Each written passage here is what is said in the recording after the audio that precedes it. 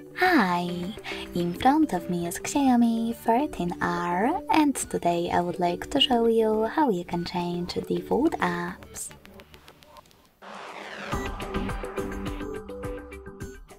Begin by going into Devices Settings after downloading your new apps and scrolling down to Access Apps section. Then click on Manage Apps.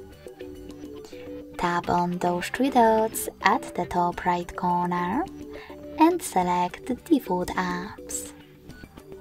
Now click on one of those sections that you wish to manage, in my case Browser, and apply your downloaded app by clicking on it. So when I do that and go back, as you can see, my default app has changed.